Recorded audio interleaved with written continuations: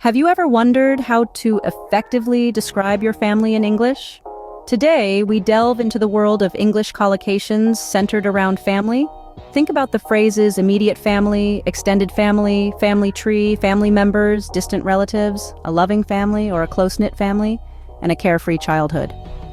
Understanding these phrases not only adds richness to your English vocabulary, but also empowers you to express your familial experiences more vividly. By the end of this video, you'll be able to describe your family in English with ease.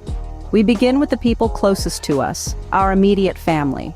This term generally refers to the people you share a household with, or those directly related to you by blood or marriage. This typically includes parents, siblings, and children. It's the nucleus around which the rest of your familial universe revolves. Now, let's dive into some collocations, or pairs of words that often go together when talking about immediate family. The first one we'll discuss is loving family. This phrase creates a picture of a family that is affectionate, supportive, and caring. For example, one might say, "Growing up in a loving family gave me confidence and a positive outlook on life." Another common collocation is close-knit family. This phrase implies that the family members are very connected to each other, not just in terms of living together, but in terms of their emotional bonds and frequent interactions. An example of this in a sentence could be, "I come from a close-knit family where we share everything from meals to secrets." These collocations help to add depth and richness to our understanding of family dynamics. They allow us to express the nuances and complexities of family relationships. Remember, loving and close-knit are just adjectives, but when paired with the word family, they convey so much more about the emotional landscape of that family. Let's consider another example sentence. "Despite the challenges we faced, we remained a close-knit family." This sentence doesn't just tell us about the family's closeness, but also hints at their resilience in the face of adversity. In English, we have a wealth of collocations at our disposal to describe our family experiences and relationships. They provide a way to communicate more than just who our family members are, but also the character of our relationships with them. Your immediate family is your closest circle. But what about relatives who are a bit further away? Beyond our immediate family, we have our extended family. Now, when we say extended family, we're referring to those family members who are not part of our immediate family, but are still closely connected to us. These could include our grandparents, aunts, uncles, cousins, nieces, and nephews. They're the ones we often see at family reunions, birthdays, and holidays. Let's look at how we can use extended family in different contexts. You might say, "I'm going to visit my extended family over the summer." This means you're planning a trip to spend time with family members who don't live in your household, or perhaps, "My extended family lives all over the country." This sentence communicates that your family members are spread out geographically. Now let's talk about collocations, or words that often go together with extended family. One common collocation is large extended family. For instance, you might say, "I have a large extended family with over 40 members." This means that there are many people in your extended family. Another common collocation is close-knit extended family. If you say, "We have a close-knit extended family," you're expressing that your family members, though not in your immediate family, are close and maintain regular contact.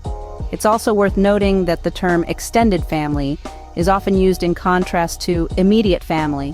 For example, "While my immediate family is small, my extended family is quite large." This sentence indicates a contrast in the size of your immediate and extended families. Keep in mind, extended family is a flexible term.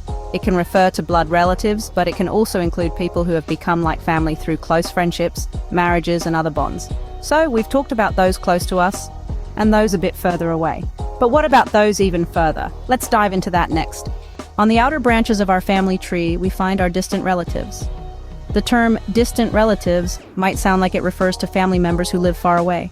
In reality, when we say distant relatives, we're talking about those family members who are not very closely related to us. Imagine your family tree, your parents, siblings, and grandparents are all on the closest branches, but as you start to climb higher or delve deeper, you'll discover relatives who are connected to you by birth or marriage, but not in your immediate or extended family. These are your distant relatives. So who exactly falls into this category? Distant relatives can include third cousins, great-great-grandparents, or even the fifth cousin twice removed on your mother's side. Yes, it does get a little tricky, but that's what makes it all the more fascinating. Now, let's put distant relatives into action with a few examples. You could say, every summer we host a huge family reunion and even our distant relatives come to join the festivities. Or perhaps, I've recently started researching my ancestry and found that I have distant relatives living in Australia.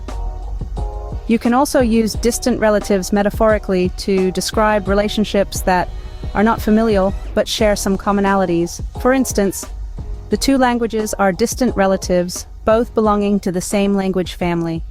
Remember, distant relatives are those family members who are not in our immediate or extended family. They may not be the people you see every day or even every year, but they are still a part of your family tree, adding to its richness and diversity. In the grand tapestry of family, everyone has a role to play. From the siblings who share our childhood memories to the distant relatives who provide a sense of connection and belonging, each thread is important. Now that we've covered all the branches of our family tree, let's take a look at how we can describe our childhood. Our family shapes our childhood, and there are plenty of collocations to describe this. For instance, think about the phrase, carefree childhood.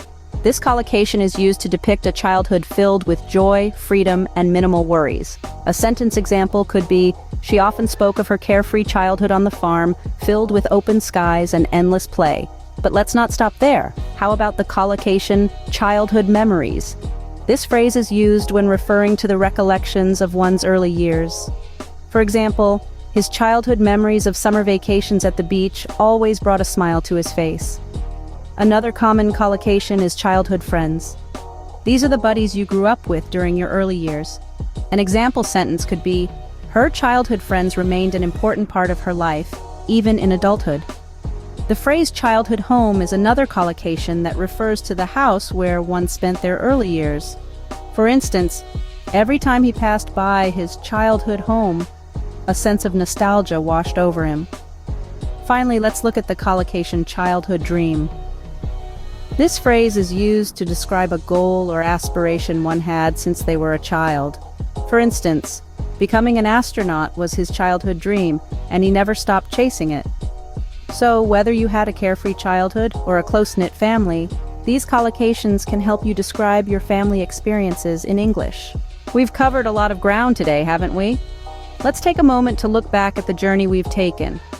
We started with the immediate family, those closest to us, our parents, siblings, and children. We learned how to describe them using phrases like a loving family or a close-knit family. We then moved on to the extended family, a wider circle that includes grandparents, aunts, uncles, and cousins. We explored the concept of a family tree, an illustrative way to understand our familial connections. From there, we ventured into the realm of distant relatives, those family members who might not be a part of our daily lives, yet still hold a place in our family tree. Lastly, we dove into childhood collocations, phrases that harken back to our carefree childhood days. Now, you have a better understanding of English collocations related to family. Practice these phrases and you'll be discussing your family tree in English in no time.